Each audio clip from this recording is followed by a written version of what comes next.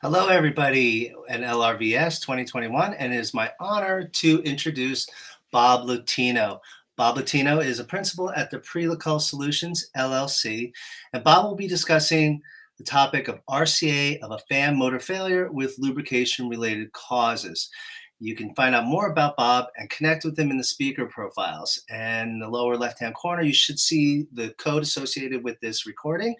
And also, don't forget, afterwards, the presentation, there will be a Q&A with Bob right afterwards. So enjoy.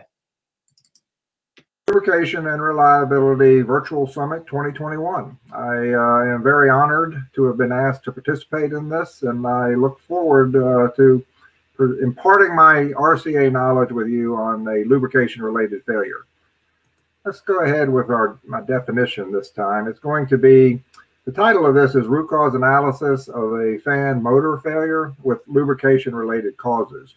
But the takeaway I want you to get from this is not as much the case, which will be invaluable in itself, but the thought process used to think through that, because I want you to be able to take the RCA process thinking and be able to apply that to any situation that you have back at your place.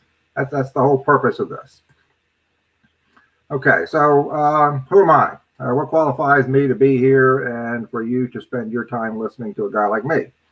My name is Bob Latino. Says I am currently the principal of Prelical Solutions, which is a practical reliability consulting firm. And I recently have retired from my company, which was acquired in 2019, where I was the CEO of a company called Reliability Center Incorporated for 36 plus years. I have trained over 10,000 people in what I'm about to teach you, the PROACT RCA methodology. I've done so in over 30 countries and have a number of books on the topic. The book that I'm actually going to be citing from is this one that you can see in the picture here, and the baby in the picture is not me, just in case there's any questions. Okay, let's go ahead and get started on the important stuff. As you can tell, I'm a very simple person. I only have 3 points for any presentation that I do, and in this case, it's going to be very simple and logical. It's going to be the problem, the analysis, and the solutions. Let's go ahead and get started. Okay, as I promised, we're going to start with the problem, and I'm going to read this verbatim. I know when you hate reading slides, but I'm not going to remember all of this stuff. On June 5th of a certain year at 4:30 p.m., the production at the ABC widget factory had to be reduced when the quenching section could not meet the quality level of cooling needed. The cooling water temperature had increased due to the failure of the #2 cooling tower cell fan motor. The production department was required to slow the line down to meet the quality specifications of the quenching section. It took the maintenance team 5 hours to replace the motor and return the #2 cooling tower cell fan back into service. With the cooling capacity of the tower fully restored, production was able to return to its normal levels. Now let's look at, the outcomes. What were the consequences of this event? Because that's really what leadership is going to be interested in. The impact of the reduced production level was about $200,000 in lost revenue opportunities. We call these lost profit opportunities. The repairs cost another $44,000 for maintenance labor, the crane rental, and the contracted riggers.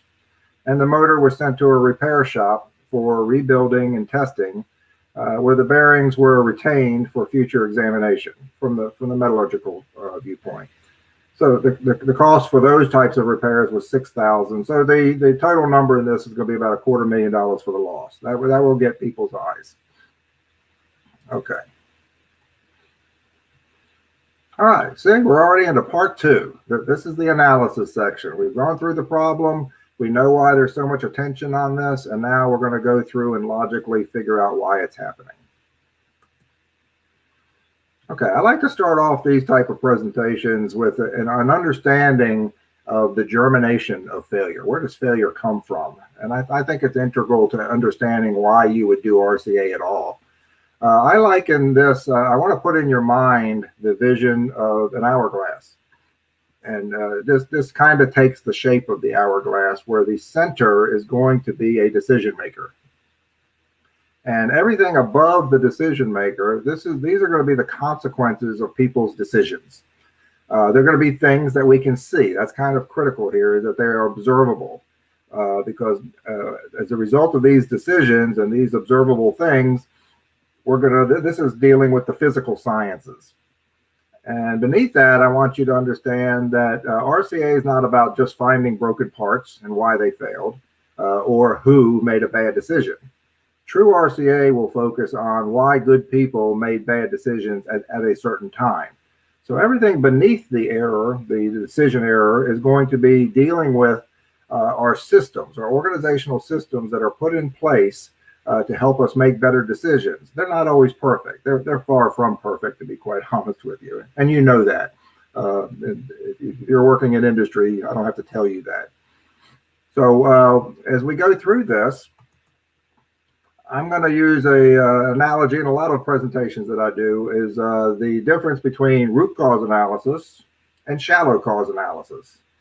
And it's really a matter of breadth and depth. If we stop short and we think root cause is just replacing parts, then to me that's a shallow cause analysis. If we stop short and we just blame people for making bad decisions, again, that's going to be a shallow cause analysis. Unless we're understanding how systems influence people's decision making, then we're not doing root cause analysis, in my mind. Okay, let's go ahead and throw some names on here, some labels. Again, I don't care if you use these labels, just understand the concept of them. But the human roots themselves are just the act of making a decision. Everything beneath that is going to be the reason for the decisions. We'll call those latent roots. And everything above that decision is going to be the consequences of the decision, or what we'll call physical roots. Noticed in this framework that I'm dealing with here is that when we're dealing in the orange area, which I'm going to refer to as the physical sciences, we can ask how could as opposed to why. A very big difference in asking the difference between the two questions of how could and why. Just think about it to yourself. Any type of CSI show that you watch, if you say how could a failure occur, a crime occur versus why, you get two very different answers. But when we go through the physical sciences and we're asking how could, that's appropriate because there's more when you're dealing with physical sciences, they don't change that much. So the number of answers are more finite than they would be on the human side. When you get down into the green section and we're trying to figure out why people do what they do, there's a much broader range of possibilities and combinations. I don't want to know how could somebody do it because there's an infinite number of possibilities. I want to understand why that day that person felt it was the right thing to do. Okay. Again, I'm going to capitalize on my hourglass that I just showed you. And now I'm going to put a little bit more meat on it and say, where does failure come from? Well, these things on the bottom here are our organizational systems. These are the potential latent root causes. This is like the laws that govern any society. These are the laws of our organization. They're policies and procedures. They're human factors and human performance related issues. The way we communicate, our communication systems, technologies that we put in place that are ever changing. Training systems, when we implement those technologies, we don't always train people the way we should, nor update the policies and procedures. And lastly, I have a catch-all on the end, which is kind of a pet peeve for me, of the management oversight or enforcement. Because even if we had the systems in place were great and people were taking shortcuts, then it's up to management oversight to enforce that instead of praising people for taking the shortcut and saving a little money here and there, and then being a hypocrite and then disciplining them when it didn't work out that well. I call that the hero to the zero syndrome in about 30 seconds. So these are all systems or potential latent root causes. These systems are put in place to help people make better decisions. When these systems are imperfect and flawed, as they often are, then we can only make the best decision at the time with the information that we have. So these are become latent, and they are activated by the human decision. Well, they're triggered. When we trigger these consequences, now I can see them. These chains represent cause and effect relationships because our actions are the triggering actions. Okay, remember the key here is observable because I can't see reasoning in someone's head. Okay, so if we don't break these chains, then ultimately we're going to have an undesirable outcome. And there's going to be a threshold. I call this little arrow right here, the threshold of pain, because in any of your organizations where you have a formalized RCA system, there's going to be these things called RCA triggers. It's going to be that someone was hurt, someone unfortunately may have been killed. It may be that we have a loss over $1 million, but it's really too late because those have already happened. We'd like to catch those a lot earlier, but oftentimes it's too late, and we're going to be doing reactive RCAs. So I do want to highlight here that when we are astute enough and say our preventive and predictive and proactive and condition-based maintenance tools and inspections go in and do out all that fancy stuff, and they go ahead and they pick up something that was about to happen, what we will call a near miss. I just want to get the point across here that when you have a near miss in the real world, oftentimes an RCA becomes a choice, because we avoided the undesirable outcome. Okay, so that causes that leaves it up to somebody or a group as to whether we're going to go through the burden, which a lot of people consider it an RCA. And oftentimes our plates are really full, and our state of mind is, well, it really didn't happen, so we didn't suffer a consequence. It's not going to be a high priority. So we will not do an RCA. I just want you to know that if you look at this sequence of events, that the roots that allowed that to get the links of the chain to get that far will still be there. Whether we choose to do an RCA or not, that sequence is likely to happen again, and it might just be that it surfaces through a different person. But we should be aware that the risk of recurrence of that near miss, you may not be as lucky next time.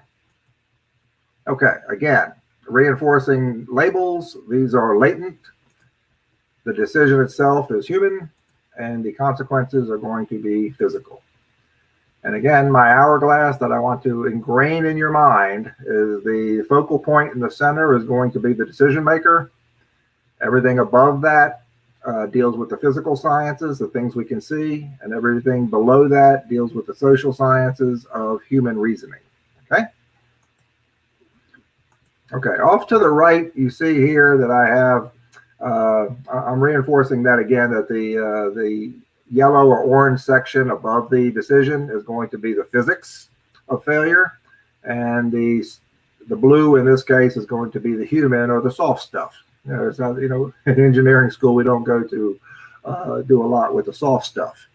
I do want to make a key point to you that I think will stick in your minds is that, think about this, is that we often judge other people based on the outcomes of their decision, yet we personally would prefer to be judged based on the intent of our decision. Let that sink in for a few minutes. I just want to make the case to say, if we're doing an effective, holistic RCA, our goal is to understand the intent of the decision. And I really could care less who made the bad decision or what the outcome was, because the meat of the investigation for me is going to be understanding why good people made bad decisions. Okay, let's keep rolling. All right, now we finally got to the case. Now what I'm going to do is carry you through a cause and effect logic process. We call this a logic tree, and thanks to our friends at reliability.com for being able to use these screenshots for the Easy RCA program. Now, the event in this case is going to be the black block at the top, and the only thing I want to tell you about how to define the event at the top is that we don't really do RCAs on incidents. We do RCAs on the consequences of incidents. Again, let that sink in as well, too. The only block that your leadership is going to care about in a logic reconstruction tree is going to be this top one, because that has to link to something that they would be aware of and care about. And in this case, I'm not just going to say it's a cooling tower fan failure, is that I want to be able to say that the reason they're going to care is because we lost $250,000 on that unexpected outage. And that's what they're going to care about. The failure mode in this case is going to be what we typically see the incident as, but it has to be a fact. These top two blocks, which we call the top box, is going to have to be the facts. So in this case, the failure mode is going to be, I can see and look and observe that we have a cooling tower fan number 2 motor failure. That is a fact. Okay. Remember, a level to level here is cause and effect relationships, just like the chain I showed you in the germination of a failure.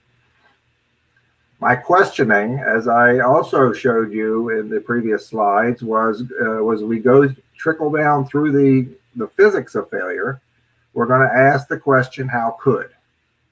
And in this particular case, I'm going to say, well, how could the failure mode have occurred? Because we know that that's factual. We can see it. I become hypothetical now. I'm looking at all the educated guesses. I could have an armature or winding failure. I could have a bearing failure. I could have a housing or a casing failure. One of the keys to any effective RCA is going to be evidence collection. And if, my personal opinion is that if you're going to let hearsay fly as fact, don't even go through the motions of doing the RCA, because it's not going to be able to hold up against any scrutiny. Notice the colors in here that change, and this is part of the graphical design of reconstruction, so that when leadership is looking at this, they can read a story without it having to be told to them. These were the 3 possibilities. The 2 that are grayed out, we have evidence that shows that they were not true. And the one that is blue means that we do have evidence to prove that it was true. So we will continue following down the ones that are true, naturally. My questioning simply becomes the same thing. How could we have had a bearing failure of the cooling tower fan motor?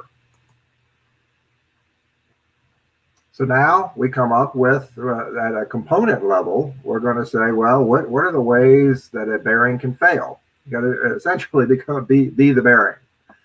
Say, what just happened to me? Well, in its easiest context to understand is that there's only 4 major common failure mechanisms of how, and I will preface this mainly with steels, is that there are 4 major mechanisms, which are corrosion, fatigue, overload, and erosion. Remember, I talked about keeping the parts earlier, so that if that bearing fails, in the description, we said we were going to retain that for a metallurgical review. I'm going to send that part to the people that know what they're looking at, whether they're using their eyes or their cameras or their microscopes. And in this case, we find that we did have evidence of overload, and we did not have evidence of erosion, corrosion, or fatigue. So we're going to continue drilling down what's true. The evidence guides this, we don't. So how could I have overload of the fan motor bearing? And we come across three other possibilities.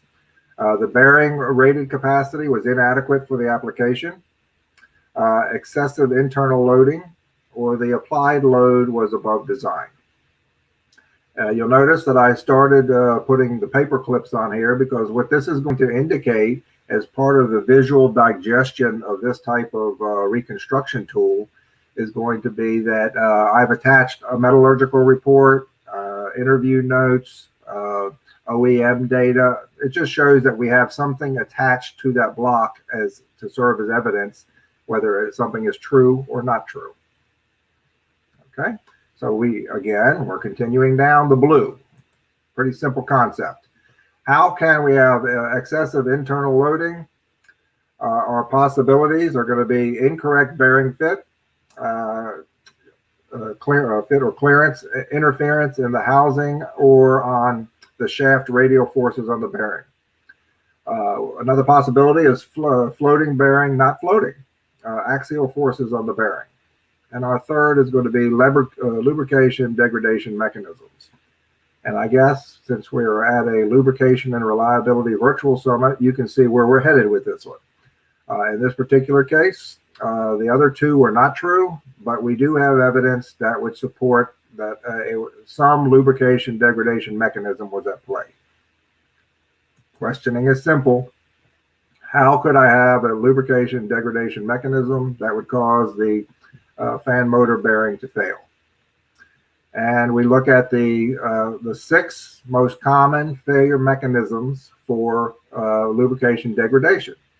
And we have lubrication contamination, we have thermal degradation, we have additive depletion, oxidation, electrostatic spark discharge, or ESD, and microdieseling. And I have a feeling you'll be hearing a lot more about these common mechanisms right here in this particular summit, because that is the focal point. And just like I said, the 4 major failure mechanisms of steel components for erosion, corrosion, fatigue, and overload, this is the same, I call it a common branch, that you will have for lubrication degradation mechanisms.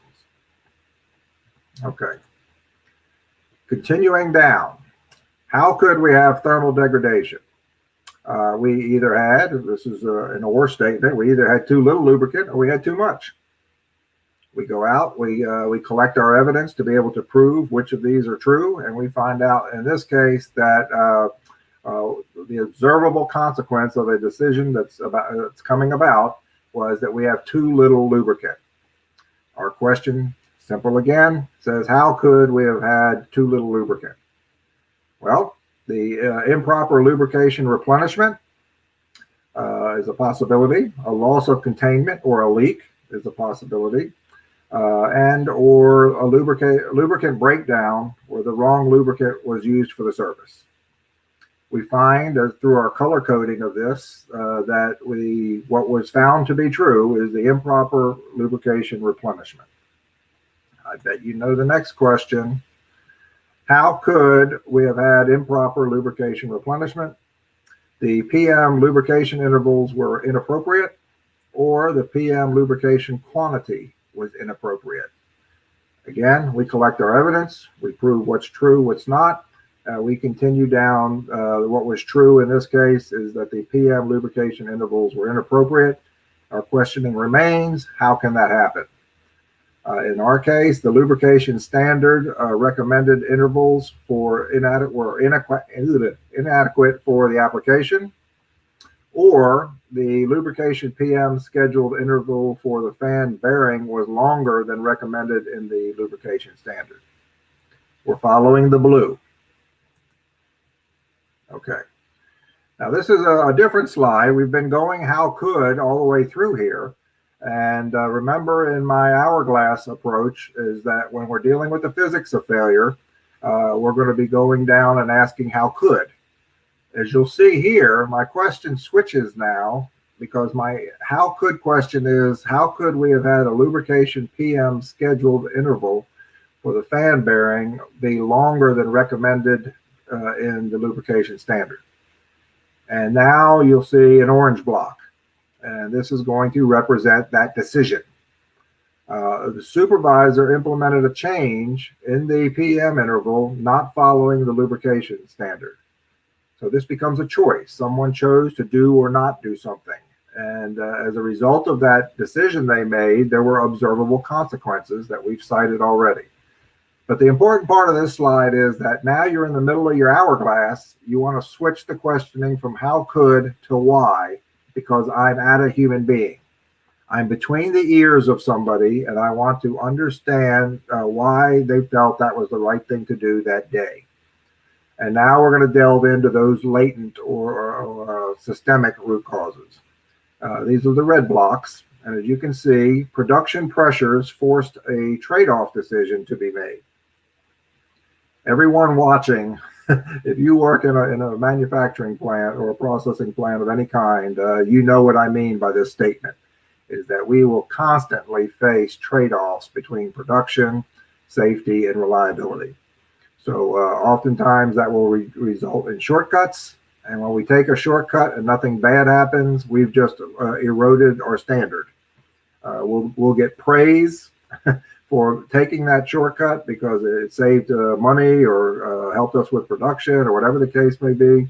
But the first time that it doesn't go our way, we all of a sudden, we aren't getting pats on the back, we're getting foots in the rear because of the decision that we made. It's a different hero to zero syndrome again. Less than adequate management oversight. How come this person was able to unilaterally change that PM interval, and where were the checks and balances? So it's a systems issue that permitted that to happen as well. And lastly, on the other side, we have past experience is that reducing downtime for PMs was praised. This is very typical again, and if you work in the field, you know what I'm talking about, is that this decision likely was made by other people and is continually and has been for years. That this was a culturally accepted norm, and only under this condition, when something went bad, is someone going to be held accountable for it. So these are, again, when we get down into the human performance issues related to decision making, this is the real things that have to be taken care of to stop this chain of decision making from occurring again. Okay, so now we come to part 3 of this presentation, and we're going to go with the solutions. Okay, as you can tell, the things in the red are what we want to correct as best we can, and our proposed corrective actions in these cases are going to be to review the current procedures and prevent the unilateral ability to change the SOPs. Secondly, we want to review the current process to determine if oversight is currently required, because if not, we need to update the procedure to make it required. Somebody simply may not have done it because it wasn't a requirement. So we can't make an assumption. We have to go in and we have to check all this out. And the third one is going to be increased emphasis on referencing the standards, enforce management of change processes. So when we do see a slide, which is very easy to, it's almost like the boiling frog concept, that when we continually take these shortcuts and nothing bad happens, we continually erode away at that standard, and eventually we're going to get into an unsafe zone. It is management's job and supervision's job to oversee this gradual slide of getting too loose on taking the shortcuts. So we need to be able to put systems in place to get us back on track. Okay, that was a lot to get in a little bit of time. I hope that at least the principles that I got across about how to think through why any undesirable outcome occurs came across, and it was just manifested in a particular fan motor case in this case, but I hope that you can take what you've learned and be able to go back, and whatever type of undesirable outcome you have, you can apply these principles and be able to get past the physical roots, don't blame anybody, and be able to uncover those system flaws that we can all talk about, make them non-personal, non-threatening, and just make sure it doesn't happen again and keep everybody safe. With that, my name is Bob Latino. I'm with a company called Prelical Solutions. You can reach me at blatino@prelical.com. And this is a topic that I love, that is near and dear to my heart. So if you want to talk and shop about any RCA issue from beginning to end, give me a ring. With that, I say best of luck and enjoy the rest of the conference. Take care. Okay, Bob, thank you so much. There's some questions and comments. Bob, you've seen them. I'll just go from the top.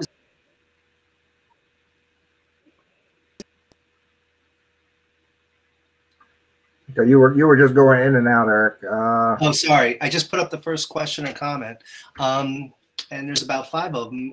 How's that? Can you see that? Okay, so when looking down, you want to understand the why, and down top focus is on the how. Yeah, anything above the decision is going to be the physical stuff that we want to look at. That's where the how can applies. I can't ask equipment why it failed.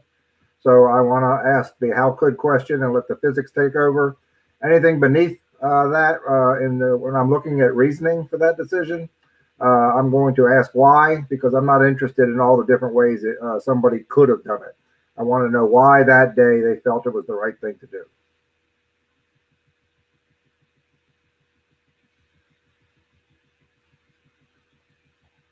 All right. Could have been done before the failure. That is much more predictive and proactive. If I could high five you, I would. Unfortunately, in my line of work, what makes people move is reaction, not the glory that doesn't come with proaction. I wish people would use RCA more proactively, because if we were using it based on risk, like your FMEAs, if you took a Pareto cut of your FMEAs, of the 20% of the failure modes that are costing you 80% of your risk, we would have a lot fewer failures materialize. But unfortunately, there's not usually regulatory drivers for being proactive with RCA. There's only ones for being reactive with RCA. Your point is very valid, and I'm with you.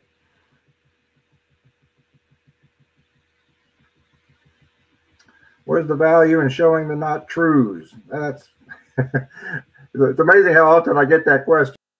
I'm a big advocate. RCA is not a task, is that it's a system. And you look at the much bigger picture of having RCAs like that logic all in one database. You're serving a bigger purpose than this particular analysis. So what you want to do is to be able to that tree, when you have the not trues on that tree, if there's 2 reasons for that, is that when you're showing it to leadership to get approval for the recommendations, this is going to defeat a lot of questions they're going to have, like, did you check this? Did you check this? The bigger purpose is going to be that once you put all that logic into a common database and you're doing searches on that logic, those trees with the not trues are going to serve a purpose in being showing their troubleshooting flow diagrams. So what may not have been true, it may have been contamination in one case, and it may have been another of the lubricant degradation mechanisms, electrostatic spark discharge, for instance. So the not trues help with showing other people what it might be true in their case, and it defeats, believe me, in your final meetings, it defeats a lot of questions with your leadership who are going to try to discredit your analysis by saying you didn't check something. Okay, Bob, we got about 2 minutes left, and I got one more question. Sure. Let's get up here. How did you find out that the lubricant is thermally degraded? That's going to go back to the testing. That's going to be whatever, and I'll preface this because some people will eyeball it because that's the only resources they have, and I'm going to just say you're gonna play the hand you're dealt. Just realize that if you're eyeballing it versus sending it to a lab, there's differences in the accuracy of that, and that you may get pinged. Usually, the level of depth you'll go to at a verification will be based on the severity of the outcome of the failure you're looking at. So the higher the loss, the more you're going to need for the integrity of your verifications. And we maintain throughout this entire analysis what we call a verification log. So it will prove when the test was done, what type of test was done, when it was done, who it was done by, and what was the outcome of the whatever test or interview. Okay, Bob, Christopher, your number one fan. He has one more question. We got like basically 1 minute left at that school. Sure. Thanks. Can you explain in simple words what reliability RCA is? What is the change in the mindset? And what do I need to do differently? I cannot answer that question in 1 minute. I would be more than happy to sidebar that with you, Christopher, because I love talking about this topic. And Eric, will they have my contact information? At a minimum, find me. They have everything, yeah. Okay, everything. At a minimum, find me on LinkedIn and message me, and I'd be more than happy to talk to you in depth on this. Okay, Bob, that's it. Thank you very much for your time. Thank you, everybody, for participating. And I think there's going to be a break time before we go into a panel, a presentation, and thank you very much. Thanks, Bob. Thank you. Have a great time, folks.